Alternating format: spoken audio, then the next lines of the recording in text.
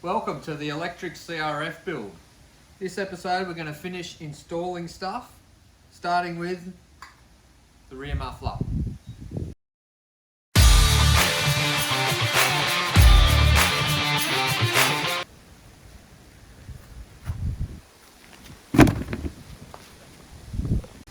With the exhaust system done, we can now move on to the next job, and that's running these heavy duty cables. This one connecting the two batteries together, and then these two running from the battery pack to the control unit. The main cables are all connected. That's the main negative and the main positive at the top. The orange one runs between the smaller battery pack to the orange terminal on the larger one. I've just loosely ran the cables where I think I want them to go for now. I'll come back in and finalise that and tie everything up and protect everything, but that's how it's connected on the controller. So from the motor, I've got the green cable to terminal U, the yellow cable to terminal V, and the blue cable to terminal W. Then the battery connects to the positive and negative you see there. So next job is to install this, whether it's a data cable, some sort of small cable between the battery packs. And then after that, I've got this is the charging cable, supplied long and with an Anderson plug, so I'm going to mount that in a spot where it's easy to connect the charger later on. As far as new bits to be installed goes, we're getting down to the last of it now. There's pretty much just this loom that has the display, the e-throttle, the kill switch, and the mode control adjust to be installed on the bars, and route the harness, which is all pre-terminated, just plugs into the controller. So I'm going to install that on the bike now. Controls are set up. E-throttle's mounted, kill switch next to it. Screen's mounted in the middle of the bars, had to take the crossbar off. Got that switch gear mounted there. The loom is just loosely run for now. It'll be tidied up and secured later on. But that's where I've basically run everything and pretty happy with it all. It all seems to be nice and tidy and free, and on to the next job.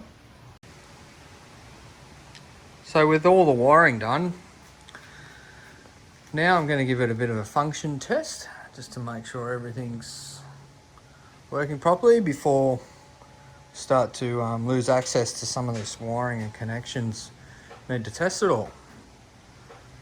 So I'm going to pair it up.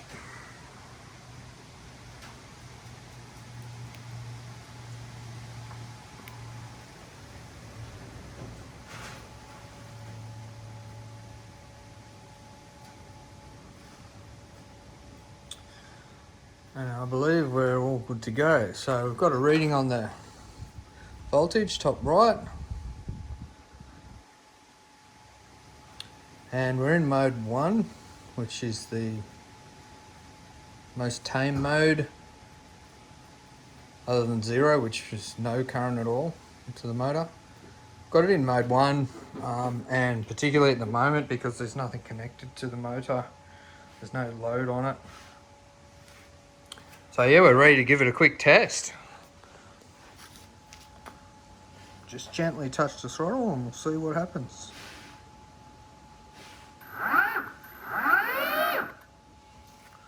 Well, there it is. That's the first start.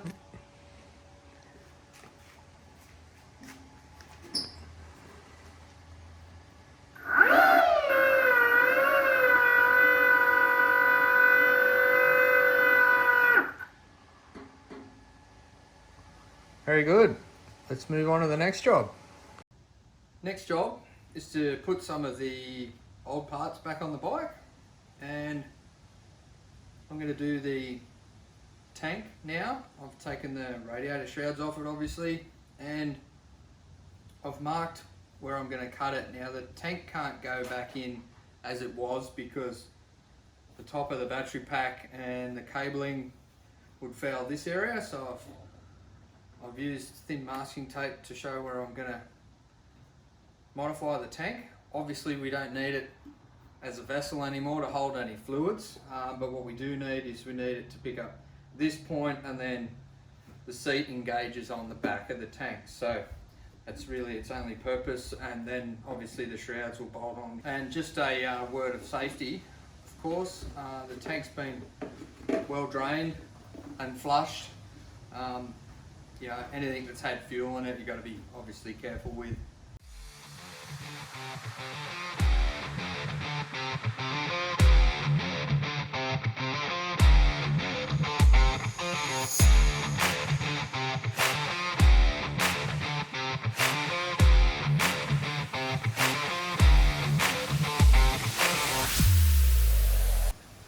So after a couple of rounds of backwards and forwards and trimming a few extra little pieces off for extra clearance, this is what I've ended up with.